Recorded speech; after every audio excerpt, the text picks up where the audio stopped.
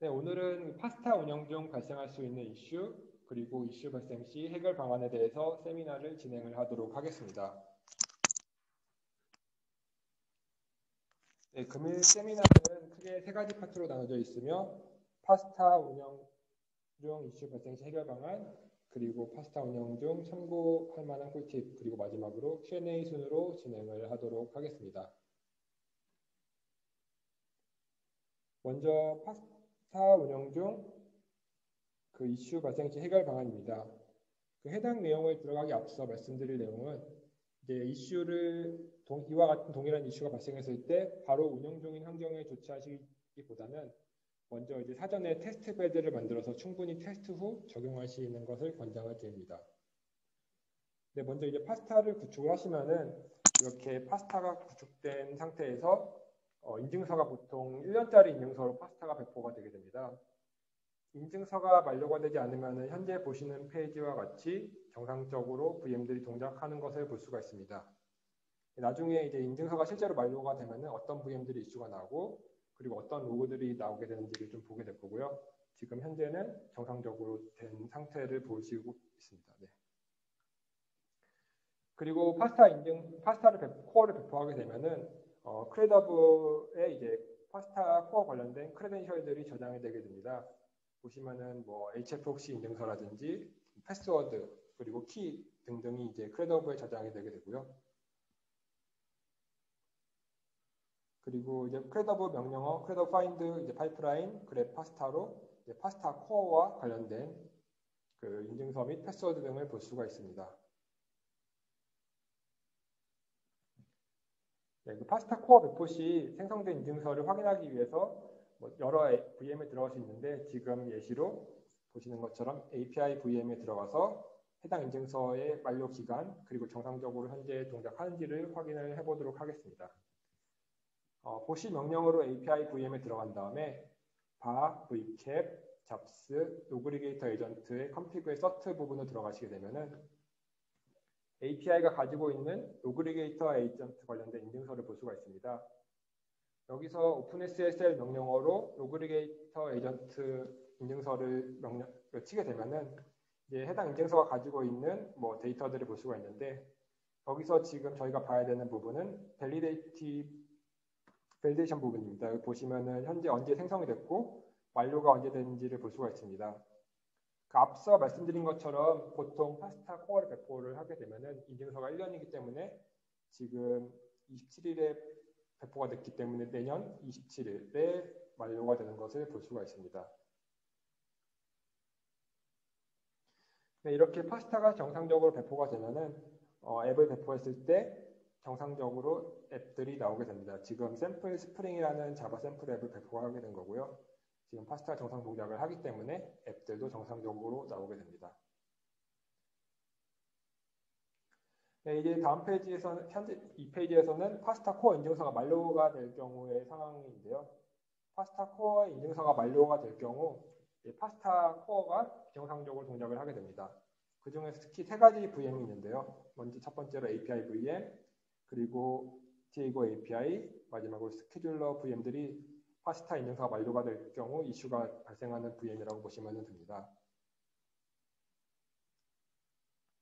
이렇게 인증서가 만료될 경우 앞서 들어갔던 VM처럼 API VM에 들어가면은 현재 지금 데이트 명령어로 지금 해당 VM의 시간을 확인하게 되고요. 아까 했던 것처럼 OpenSSL 명령어로 지금 해당 인증서가 갖고 있는 만료 일자를 확인을 하게 되면은 현재 시간이 7월 28일 12시 34분이지만 인증서 만료 기간이 7월 28일 9시 43분이기 때문에 현재 인증서가 만료가 된 것을 확인할 수가 있습니다. 이렇게 인증서가 만료가 될 경우 파스타 코어에 인증서를 패치를 해 주어야 하는데 인증서 패치 방법은 이제 다음과 같습니다. 인증서 패치하기 앞서서 그 API VM에서 모니 서머리를 하게 되면은 그 라우팅 API가 지금 비정상 동작을 하는 걸 볼 수가 있습니다. 모니 서머리는 지금 API VM에서 동작하고 있는 그 프로세스들을 볼 수가 있는데요. 이 중에서 특히 라우팅 API가 비정상 동작을 하는 것을 볼 수가 있습니다. 그리고 그렇게 돼서 라우팅 API가 비정상 동작하기 때문에 해당 로그를 라우팅 API 관련 로그를 보게 되면은 현재 그 인증서가 만료가 되어서 이슈가 발생한 걸 볼 수가 있습니다. 그리고 이 API VM을 나가서 실제로 내가 CFCLI 명령으로 CFApps라든지 CFLogin 명령을 하게 될 경우 인증서가 만료가 돼서 지금 503 에러가 나게 됩니다. 이때 API 관련된 엔드포인트를 찾을 수가 없어가지고 발생하는 에러고요. 지금 인증서가 만료가 되면 이렇게 파스타 자체가 정상적으로 동작을 하지 않고 앱도 잘 정상적으로 나오지가 않게 됩니다. 네, 이렇게 될 때 이제 인증서를 갱신을 해야 되는데요. 먼저 첫 번째로 아까 앞에서 했던 것처럼 이제 credible find 명령어로 파스타 코어 관련된 그 크레덴셜들을 먼저 찾으셔야 됩니다. 이제 credible find 파이프라인 그래 파스타를 하면은 파스타 코어와 관련된 인증서가 나오게 되는데요. 인증서가 여러 개 나오는데 인증서 여기서 이렇게 했을 때 인증서뿐만 아니라 키랑 패스워드들도 있으니까 그거는 다 잘 구분하셔서 인증서들만 잘 추리셔야 됩니다. 이제 파스타 코어 관련된 인증서를 추리게 되었으면은 그 파스타 코어 만료된 인증서들을 삭제를 해줘야 되는데요. 인증서 삭제는 credible delete 하고 -n 해서 지금 앞서 찾았던 이 name 지금 hproxy SSL로 보면은 마이크로부시, 파스타, hproxy SSL 이렇게 인증서들을 각각 하나씩 다 삭제를 해주셔야 됩니다. 이렇게 파스타 만료된 인증서를 삭제를 해야 하고요. 다음으로는 이제 인증서를 삭제했기 때문에 파스타를 다시 배포를 진행을 하셔야 됩니다. 소스 디플로이 오픈스택 쉘로 파스타를 배포를 진행하게 되면은 이때 그 파스타가 재배포되면서 앞서 여기서 삭제된 크레더블들이 그 파스타 코어 관련된 인증서들이 신규로 생성이 되게 되고요. 그리고 신규로 생성된 인증서들이 그 각 VM에 업데이트가 되는 부분을 볼 수가 있습니다. 지금 보시면은 뭐 hproxy라든지 나츠 그리고 밑에 더 있는 데이터베이스 등 새로 생성된 인증서로 이제 패치가 되게 됩니다. 이렇게 인증서를 패치를 하게 되면은 아까 앞서 보셨던 것처럼 API라든지 디에고 API 그리고 스케줄러 등이 원래 프로세스 스테이트가 failing이었는데 지금 정상적으로 러닝으로 된 거를 볼 수가 있고요. 이것만 봐서는 내가 인증서가 정상적으로 패치가 된지 모르겠다라고 싶으시면은 각 VM에 들어가서 한 번 더 확인을 진행을 해주시면 됩니다. 물론 여기까지만 하셔도 뭐 CFApps라든지 현재 배포된 앱들이 정상적으로 볼 수가 있지만 더 확실하게 보시기 위해서는 아까 장애가 났던 VM들, 뭐 다른 VM들도 괜찮지만 특히 장애가 났던 VM들을 들어가셔서 인증서를 확인하시면 됩니다. 네, 지금 아까도 API VM을 들어갔기 때문에 지금도 다시 API VM을 들어갔고요. 데이트 명령어로 현재 API VM의 시간을 확인하고 지금 인증서를 다시 보시게 되면은 아까와 동일하게 로그레이터 에이전트 인증서인데요. 다시 인증서를 보게 되면은 7월 28일 12시 49분 이때가 이제 재배포를 한 시간입니다. 이때 시간 기준으로 다시 1년짜리 2022년에 인증서가 만료가 되는 걸로 이제 새로 생성된 인증서로 그 패치가 되게 됩니다. 그렇기 때문에 이렇게 정상적으로 동작을 하는 걸 볼 수가 있고요. 실제로 이제 프로세스를 다시 봐도 아까 이슈가 났던 라우팅 API도 정상적으로 러닝인 것을 볼 수가 있습니다. 또 이제 아까 앞서서 보셨던 것처럼 503 에러가 나고 API 엔드포인트를 찾을 수 없던 에러도 모든 VM들이 정상 동력하고 만료된 인증서가 없기 때문에 CF 로그인을 하거나 CF 앱스를 쳤을 때 API에 대해서 API 정보를 잘 가지고 오기 때문에 이제 로그인도 잘 되고 CF 앱스로 배포된 앱들도 잘 볼 수가 있습니다.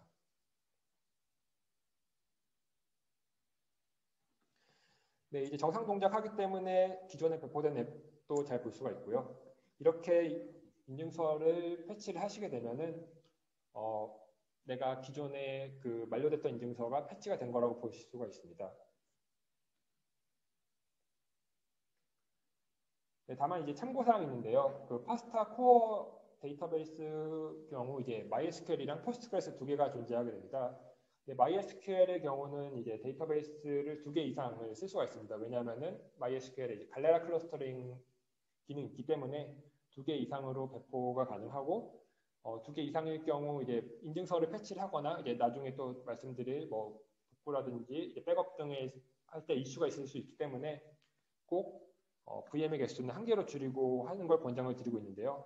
만약에 이제 피치 못할 사정으로 그 데이터베이스 MySQL을 줄일 수 없을 경우는 이제 다음과 같이 진행을 하셔야 됩니다. 지금은 이제 테스트로 데이터베이스가 이제 3개가 배포된 것을 보여드리는 화면이고요. 이거는 포스트그레스 SQL 말고 MySQL만, MySQL로 파스타 코어 배포 시에만 이렇게 클러스터링이 되는 겁니다. 네, 원래는 이렇게 1개로 줄이는 걸 권장드리나 줄일 수 없을 경우 다음과 같이 진행을 하시면 됩니다. 이게 지금 데이터베이스가 3개가 있다고 보셨는데 이렇게 3개 있는 데이터베이스에서 각 VM 접속하셔가지고 각 VM마다 그 모닛 스탑 올로 프로세스들을 정지를 시켜주셔야 됩니다. 그리고 각 그 클러스터 노드를 상태를 확인하고요. 그리고 클러스터 노드 정보를 수정을 하셔야 됩니다. 여기서 보시는 거는 원래 지금 그 3중화가 되어 있기 때문에 그 마이 컴프로 들어가시면은 10.10.0, 123, 136, 137 이렇게 3개 VM이 클러스터링을 된 걸 볼 수가 있는데 이 클러스터 연결을 초기화하시고 이렇게 뒤에 이제 IP들 다 빼서 이제 수정을 해주시고요. 클러스터를 초기화하고 이제 아까 정지했던 그 프로세스들을 재시작을 해주시면 됩니다. 이거는 모든 각 VM마다 진행을 해주셔야 됩니다. 이렇게 클러스터를 초기화한 다음에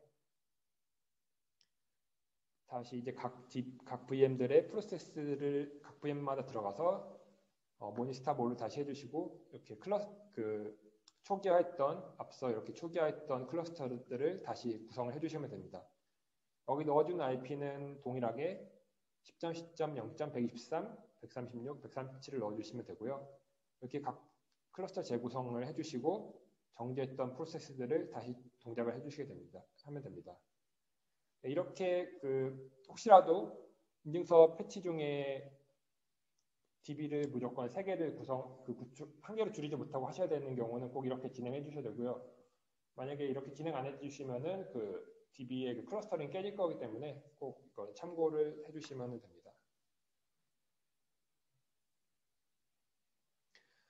네, 이제 둘째로 이제 파스타 코어 백업 및 복구 부분입니다. 이제 파스타 코어 백업 및 복구는 이제 내가 파스타를 구축한 상태에서 만약에 내가 지금 이슈가 있어서 파스타가 깨질 것 같다 아니면은 주기적으로 파스타를 백업을 해야겠다라고 했을 때 이 방법대로 진행을 해주시면 됩니다. 현재 이 상황은 아까 앞선 내용과 같이 파스타가 정상적으로 배포된 세트를 한 벌을 세팅을 해놓은 상태고요. 여기서 이제 앱까지 배포를 진행을 한 상태입니다. 아까랑 동일한 상황이라고 보시면 됩니다. 파스타 코어가 정상적으로 배포가 되었고 그리고 뭐 샘플 스프링, 웰컴 CF라는 앱이 배포가 된 거라고 보시면 됩니다. 그리고 정상적으로 샘플 스프링이 동작하는 걸 볼 수가 있고요. 이렇게 확인한 다음에 내가 배포한 앱, 그리고 유저 정보 혹은 ORG 스페이스 등을 이제 백업을 하기 위해서 크게 2가지 백업을 진행을 해야 됩니다. 먼저 첫 번째로 데이터베이스 백업, 그리고 이제 또 곧 나오게 될 블록 스토어를 백업을 진행을 해주시면 됩니다. 현재 지금 백업의 경우는 이제 MySQL 기준으로 진행을 했고요. 물론 포스트그레스도 이제 포스트그레스 명령에 따라서 동일하게 백업을 진행을 해주시면 됩니다. 크게 2가지 데이터베이스를 백업을 해주셔야 되는데 먼저 첫 번째로 UAADB 그리고 클라우드 컨트롤러 DB 이렇게 2개를 백업을 진행해 주시면 됩니다. 이 외에도 파스타 코어에는 뭐 네트워크 폴리시라든지 여러 가지 데이터베이스들이 있는데 파스타 코어 백업 및 복구에는 크게 이제 UAA랑 클라우드 컨트롤러 정도만 백업해서 진행을 하시면 됩니다. 네, 이렇게 MySQL 덤프로 UAADB랑 CDB 그러니까 클라우드 컨트롤러 DB를 백업을 진행을 해주시고요. 네, 이렇게 명령을 진행해 주시면은 find 명령어로 새로 생긴 거를 볼 수가 있습니다. 원래 처음에 find 명령 했을 때는 없었다가 지금 백업 했기 때문에 이제 SQL로 이제 생긴 걸 볼 수가 있고요. 그리고 이제 백업한 파일을 이제 타르 명령어로 압축을 한 다음에 인셉션으로 이동을 진행해 주셔야 됩니다. 왜냐면은 이제 나중에 추후에 이제 파스타 코어가 뭐 깨졌다거나 그래서 재구축을 해야 될 경우 내가 가지고 있던, 그러니까 내가 백업한 데이터를 복구를 해야 하기 때문에 이렇게 데이터베이스 아까 UAA랑 CCDB 백업한 거를 타르볼제트로 바꾸신 다음에 보시면 이제 이 압축한 파일을 템프로 옮기신 다음에 이제 인셉션으로 나가셔가지고 보시 명령어로 보시-d 파스타하고 scp 명령어로 이제 내가 데이터베이스 VM에 백업한 파일을 이동을 시켜주면 됩니다. 이렇게 보시-d 파스타 scp 데이터베이스에 있는 그 파일 위치와 이제 파일명을 적어주시고 현재 저는 백업이라는 디렉토리에 진행했기 때문에 백업이라는 디렉토리 만들어서 현재 디렉토리로 이렇게 카피를 해주시면은 정상적으로 데이터베이스에 백업했던 데이터가 이제 인셉션 VM에 이동이 되게 됩니다. 이렇게 하시면은 파스타의 데이터베이스가 백업이 된 건데요.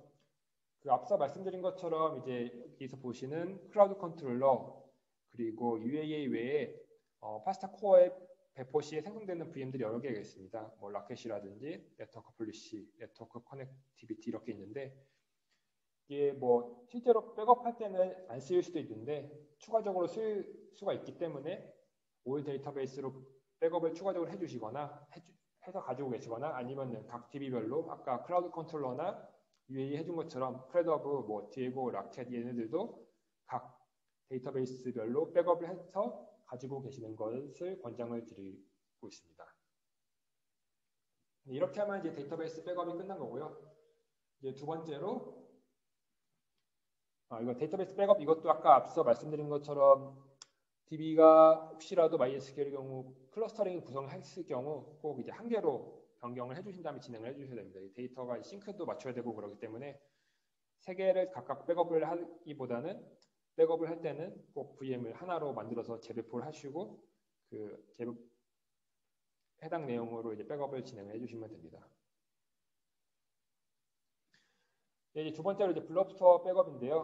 블럽스토어에는 파스타 배포 시에 그 앱이 배포될 때 이제 드랍넷이라는 파일이 생성이 되게 됩니다. 배포될 때 뭐 어떤 빌드백을 쓸 건지 그리고 어떤 소스를 쓸 건지 그리고 메타데이터 등이 들어가 있는 드랍넷이라고 있는데 그 드랍넷의 백업을 진행해 주셔야 되는데 이제 블럽스토어 여기서는 파스타 코어에서는 싱글턴 블럽스토어라는 이름으로 VM이 생성이 되게 되고 이 해당 VM에 들어가서 바 V캡에 스토어까지 가면은 블럽스토어, 로스트 파운드, 쉐어드 이렇게 있는데 이 중에서 쉐어드 안에 이제 드랍넷 정보들이 들어가게 됩니다. 이 쉐어드 자체를 타르 명령어로 또 이제 압축을 진행해 주시고 압축 진행해 주시면은 뭐 지금 잘렸지만 뭐 CC 리소스, 뭐 CC 빌드팩 등 이제 드랍넷 관련된 정보들이 다 들어있기 때문에 해당 내용을 백업을 진행해 주시면 되고요. 이것도 동일하게 백업을 진행해 주신 다음에 바템프로 이동을 해주시고 아까 진행했던 보시 명령어로 백업 디렉토리에 백업했던 블럽스토어 백업 타르볼제트를 이동을 하면 됩니다. 이렇게 이동을 하게 되면은 LL 명령을 치시면은 데이터베이스에서 백업받았던 DB 백업 타르볼제트 그리고 블럽스토어에서 백업받았던 블럽스토어 백업 타르볼제트가 이렇게 두 개가 생기게 됩니다. 이 두 개 정보 정도만 백업 해주시면은 내가 나중에 파스타가 깨져서 이제 복구를 할 수 없는 상황이다. 그럴 경우에 동일하게 한 세트 구성하신 다음에 블럽스토어 백업이랑 DB 백업을 다시 밀어 넣어 주시면은 정상적으로 기존과 동일한 파스타 코어가 구축이 되게 됩니다. 이거는 이제 지금 이제 앞서 보여드릴 내용인데요. 네, 이렇게 만약에 내가 파스타를 신규로 구축했다 혹은 파스타가 지금 깨져서 내가 손 쓸 수 없는 상황까지 가서 재구축을 해야 된다. 그런데 원래 있던 데이터를 넣어줘야 된다라고 할 경우 꾸준하게 정기적으로 이 두 가지 정보를 백업을 해주시면은 그 문제 없이 정상적으로 복구가 됩니다. 지금 이거는 이제 신규로 파스타를 코어 구축을 다시 한 건데요. 이렇게 신규로 파스타 코어 구축 시 복구 방법입니다. 이거는 뭐 깨졌을 때도 동일하게 진행을 하면 되고요. 신규로 파스타를 구축을 진행했기 때문에 뒤에 보시면은 CF 로그인 했을 때 처음에 구축했기 때문에 시스템이라는 ORG는 있지만 스페이스가 없습니다. 처음에 그래서 뭐 아무 정보도 없죠. 지금 어드민 계정에 시스템 ORG 외에는 뭐 다른 유저라든지 내가 기존에 배포했던 앱 혹은 뭐 신규로 생성했던 ORG 스페이스들이 당연히 없게 되고요. 그냥 진짜 초기에 파스타 코어 구축된 상태입니다. 이렇게 이 상태에서 이제 내가 백업했던 이 데이터 두 개를 다시 복구를 진행해 주시면은 기존과 동일한 파스타 코어 형태로 복구가 되게 됩니다. 먼저 이제 앞서 진행했던 것과 동일하게 데이터베이스부터 복구를 하고 뭐 블럽스토어를 복구를 진행하겠습니다. 뭐 순서는 크게 상관없지만 보통 이제 첫 번째 아까도 이제 데이터베이스 블럽스토어 순으로 했기 때문에 지금도 데이터베이스 블럽스토어 순으로 진행을 하겠습니다. 앞서 진행한 거와 동일하게 아까는 이제 데이터베이스에서 인셉션으로 파일을 옮겼다면은 지금은 그 인셉션에서 데이터베이스 바템프로 옮기는 것을 진행을 해주시면 됩니다. 나중에 이제 왜 바템프로 옮겨야 되는지는 다시 참고사항으로 말씀을 드릴 거고요. 일단은 이렇게 보시 명령어로 데이터베이스 바템프 디렉토리 이동을 시켜주시고 이렇게 이동시켜 주신 다음에 수도 권한을 획득한 다음에 그리고 이제 내가 이동했던 바템프에 있는 db 백업 타르블 z를 바 vcat 패키지 pxc bin으로 옮겨주면 됩니다. 뭐 물론 이 디렉토리에 옮겨주지 않아도 되지만 MySQL 명령어를 좀 원활하게 쓰기 위해서 좀 짧게 쓰기 위해서 해당 디렉토리로 이동을 시켜주시면 되고요. 해당 디렉토리 이동을 시켜주면은 다시 이제 MySQL 명령어로 내가 백업했던 UADB 그리고 CCDB의 데이터들을 밀어 넣어주시면 됩니다. 이렇게 밀어 넣어줄 때 UAE 쪽은 아까 말씀드린 것처럼 유저 정보들이 들어가 있고 CC는 이제 앱 정보들이 들어가 있어서 DB가 들어가면은 뭐 CF 앱스나 CF 로그인 할 때 기존에 있던 데이터들이 나와서 이제 CF 앱스 하면은 기존 배포된 앱들 정보가 나오게 됩니다. 네, 그리고 블럽스토어를 복구를 진행을 해야 되는데요. 블럽스토어도 데이터베이스와 동일하게 이제 내가 백업했던 데이터를 싱글톤 블럽스토어에 바템프로 이동을 진행을 해주면 되고 그리고 이동해줬던 파일을 다시 move 명령어로 해서 바템프의 블럽스토어 백업 타르블 z를 이제 바 vcap 스토어에 이제 쉐어드 파일을 이제 압축을 풀어주면 됩니다. 근데 쉐어드 파일이 이미 있기 때문에 쉐어드 파일 자체를 이제 혹시 몰라서 이제 move 명령어로 shared 언더바 all이 이런 식으로 바꿔주시면 되고요. 이제 shared 파일 이름을 바꿔주시면은 압축을 풀게 되면은 이렇게 타르블 z 압축을 풀게 되면은 shared 디렉토리가 신규로 압축 백업한 파일이 나오게 되고 아까 백업했던 뭐 cc 리소스 등 정보들이 쭉 나오게 됩니다. 네, 이건 move로 이제 shared 기존에 있던 거를 shared all로 바꾼 거고요. 이렇게 백업한 데이터를 복구를 하면은 이제 블럽스토어에 내가 기존에 배포했던 드라밋 정보가 이제 복구가 되지만 이렇게 이제 싱글톤 블럽스토어를 스탑하고 재시작을 해줘야 됩니다. 이것도 재시작해줘야 되는 이유도 이제 추후에 참고사항에서 다시 말씀을 드리도록 하겠습니다.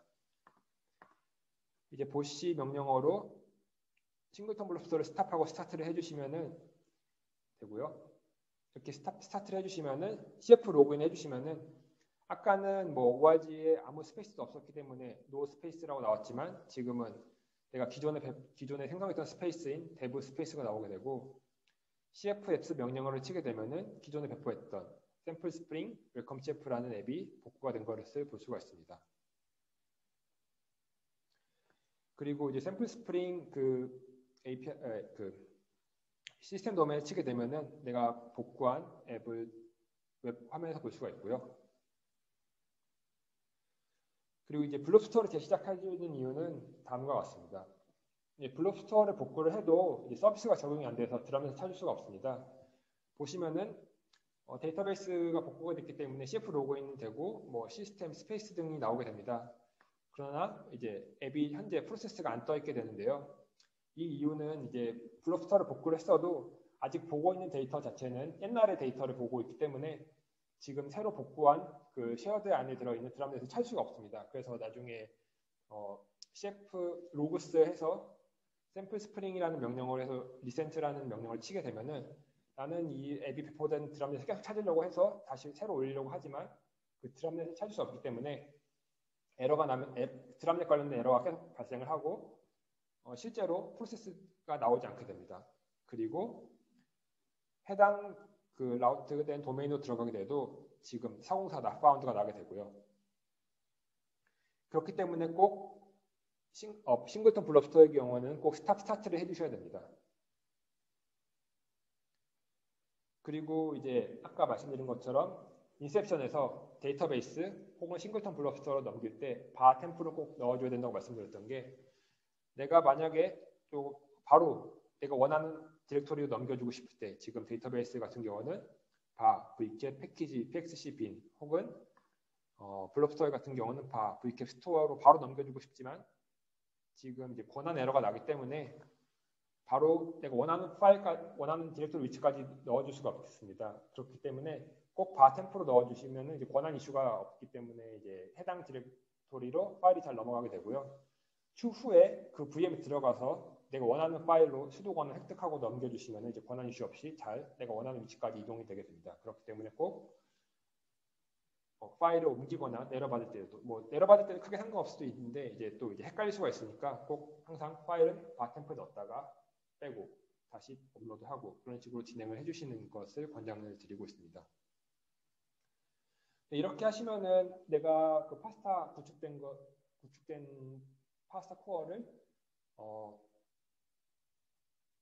이제 위적으로 백업만 받아 놓으면은 파스타가 깨진다고 했을 때 순간이 있을 수가 있겠지만 재구축을 해서 그 데이터를 다시 밀어 넣으면은 정상적으로 기존 데이터와 동일하게 그 구축된 파스타를 복구를 시킬 수가 있습니다.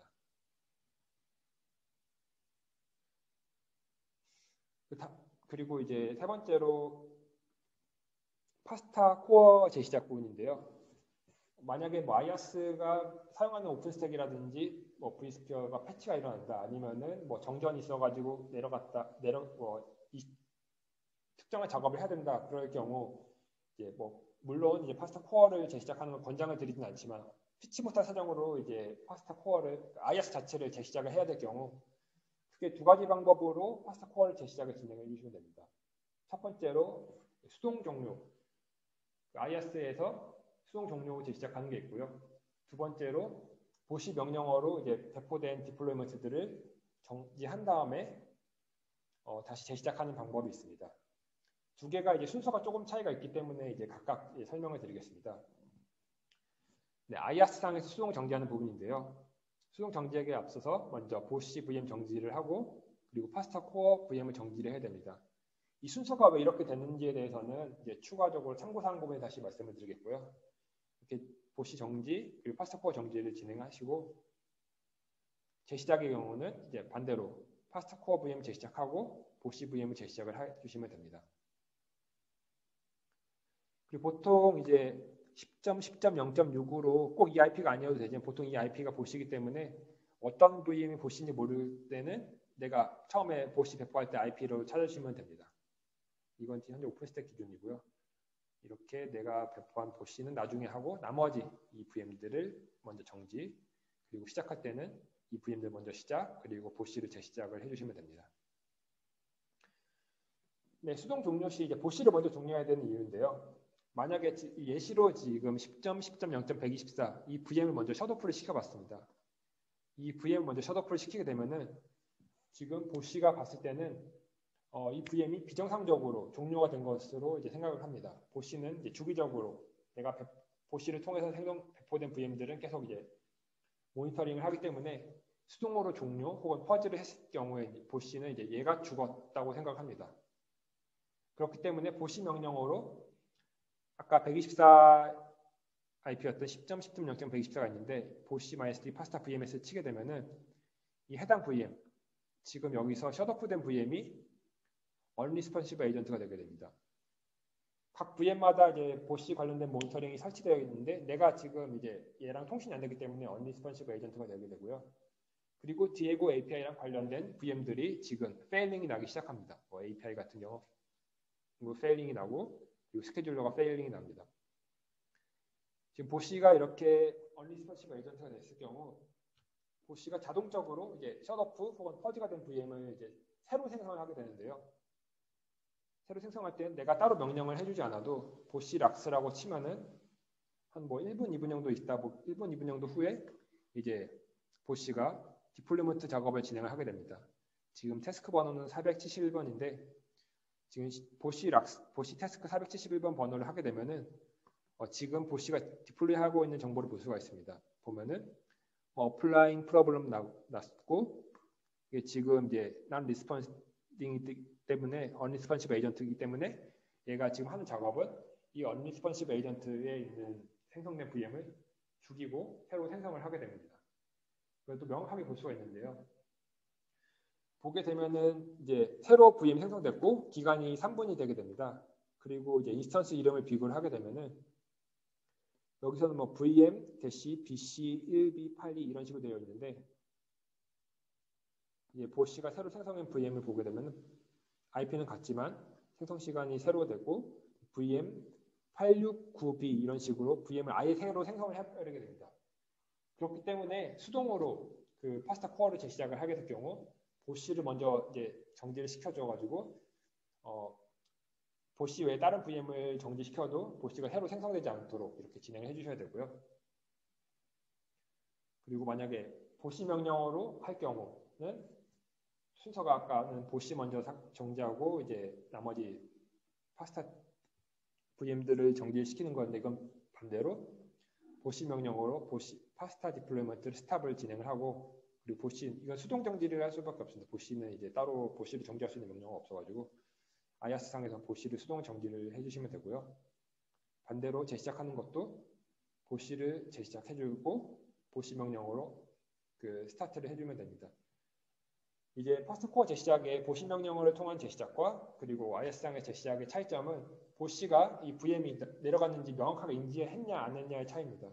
이렇게 보시 명령을 내게 되면은 내가 이미 그 명령을 통해서 이 VM을 내린다는 명령을 보시는 인지하고 있기 때문에 VM이 스탑이 돼도 이제 살리지가 않고요. 그렇기 때문에 이제 내가 IaaS 상으로 수동으로 한다 아니면 보시 명령어로 한다에 따라서 보시 순서가 좀 VM을 정지시켜야 되는 순서가 있으니까 이 점은 좀 참고를 해주시면 됩니다. 다만 이거 지금 파스타 운영 중 이제 이슈 사항 관련해서는 그 강의 세미나 시작하기 전에도 말씀드린 것처럼 바로 운영 환경 적응하기보다는 꼭 이제 테스트 베드를 하나 만드셔서 뭐 인증서 교체라든지 백업 복구라든지 뭐 코어 재시작이든지 꼭 이렇게 한번 테스트 해보고서 이제 적용하는 것을 권장드리고 있고요. 네, 두 번째로 진행할 거는 이제 파스타 운영 중 팁 부분입니다. 파스타 코어를 배포할 경우 이제 파스타에 배포할 때 이제 나오는 라우트 그러니까 그 도메인 같은 경우는 바로 그 URL을 입력을 하게 되면은 HTTP로 이제 들어가게 됩니다. 예를 들어 아까 샘플 스프링이라는 그 앱도 그냥 도메인을 넣으면 HTTP로 되게 되고요. 지금 이것도 본 것처럼 HTTP로 된 거를 알 수가 있는데 보시면은 주요하면서 누르면 원래는 이제 뭐 유효한 인증서든 아니면 유효된 인증서든 HTTPS로 되면 이제 이쪽 인증서 부분이 있어야 되는데 지금 인증서가 없는 걸 봐서도 이제 현재 HTTP 프로토콜 쓴 걸 볼 수가 있습니다. 근데 이제 지금 요즘은 HTTPS 프로토콜을 많이 쓰기 때문에 좀 자동으로 내가 HTTP로 접속을 해도 HTTPS 리다이렉트를 하고 싶다 할 경우 이제 추가적으로 옵션을 넣어주시면 됩니다. 그렇게 될 경우 HTTP로 접속을 해도 자동적으로 HTTPS로 리다이렉트가 됩니다. 지금 보시면은 HTTPS 리다이렉트하는 옵션을 그 파스타 안에 오퍼레이션이라는 디렉토리가 있습니다. 거기서 이제 use hproxy YAML이라는 걸 쓰게 되면은 use hproxy YAML에 https redirect all 이렇게 true라는 명령을 주게 되면은 내가 HTTP로 접속을 하게 돼도 자동적으로 HTTPS로 리다이렉트를 시켜주는 옵션입니다. 이 옵션을 넣어주시고 재배포를 해주셔야지 혹은 아니면 처음에 구축할 때부터 이렇게 이 옵션 넣어주셔야지 HTTP로 접속을 해도 HTTPS로 접근을 할 수가 있게 되고요. 네, 이제 지금은 이제 이미 구축되어 있는 상황에서 재배포를 해서 적용을 하는 거기 때문에 소스 디플로이 오픈스택 쉘로 HTTPS 리다이렉트 추가를 업데이트하는 겁니다. 지금 변경된 부분이 이 부분이기 때문에 그 재배포할 때 나는 지금 HTTPS 리다이렉트 옵션을 추가했다라는 걸 볼 수가 있고요. 그리고 이 부분은 HFOC 부분에만 해당되는 거기 때문에 VM 자체도 HFOC만 업데이트가 되게 됩니다. 그리고 금방 이렇게 HTTPS 리다이렉트 패치가 진행이 되게 됩니다. 이렇게 될 경우 아까와 동일하게 그냥 뭐 이 URL 샘플 스프링 URL을 적어도 자동적으로 HTTP로 들어가도 이렇게 HTTPS로 들어가는 걸 볼 수가 있고요. 다만 이제 현재 신뢰할 수 없는 인증서이기 때문에 인증서가 유효하지 않기 때문에 주의 요함이라고 나오게 됩니다. 이렇게만 했을 때 뭐 HTTP에서 HTTP 리다이렉트하는 건 좋은데 인증서가 지금 유효하지 않으면 뭐 쓸모없는 기능 아니냐라고 볼 수가 있습니다. 그렇기 때문에 다음 페이지에서는 HTTPS 리다이렉트를 했을 때 그 유효한 인증서를 어떻게 넣는지 그거에 대해서 간단하게 좀 말씀을 드리도록 하겠습니다.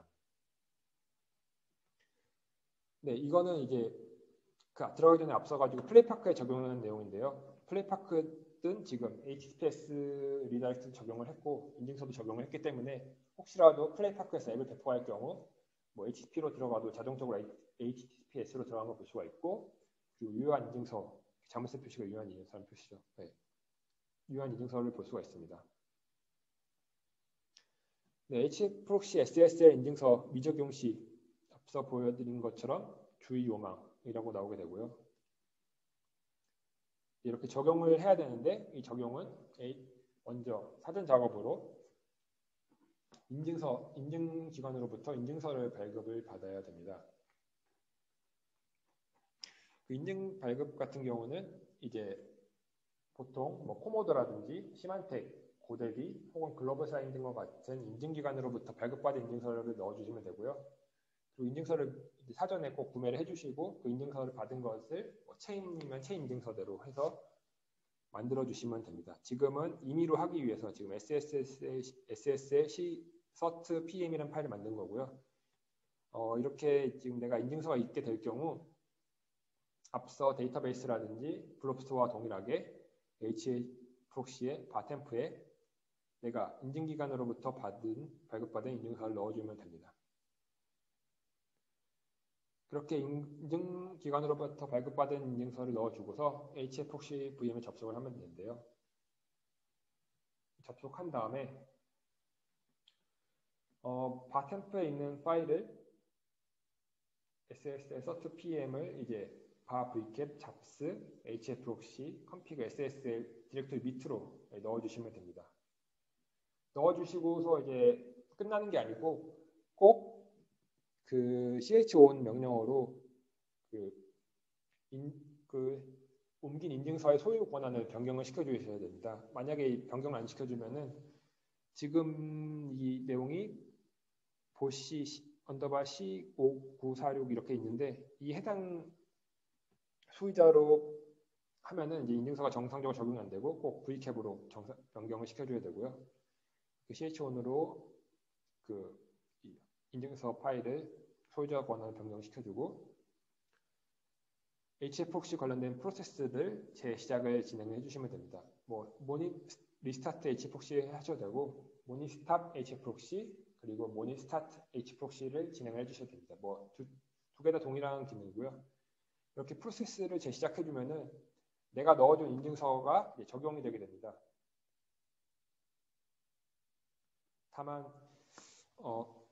지금 이거 같은 인증서가 넣어준 인증서는 실제로 테스트하면서 고데디라든지 뭐 글로벌 사인 등에서 발급받은 인증서가 아니기 때문에 이렇게 동작을 하게 된다 정도만 말씀을 드리는 거고요. 실제로 플레이파크처럼 인증서가 들어가게 되면 이렇게 javasample.pasta.org 이렇게 하고서 이제 자물쇠 표시가 나오게 됩니다. 그리고 자물쇠를 누르게 되면은 인증서가 유효하게 나오는데요. 아까는 이제 실제로 뭐 인증기관으로부터 발급받은 게 아니기 때문에 인증서가 유효하지 않다고 나왔지만 지금은 신뢰할 수 있는 인증기관으로부터 인증서를 발급받았기 때문에 인증서가 유효하다고 보시면 되고요.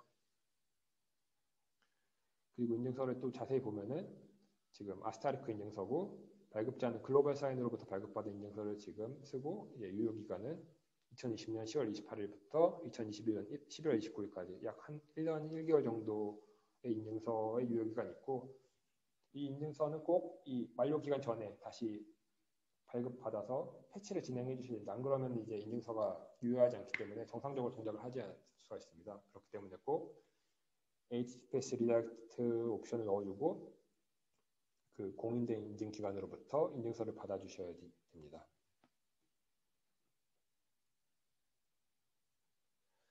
네, 이렇게 오늘 세미나를 마치도록 하겠습니다.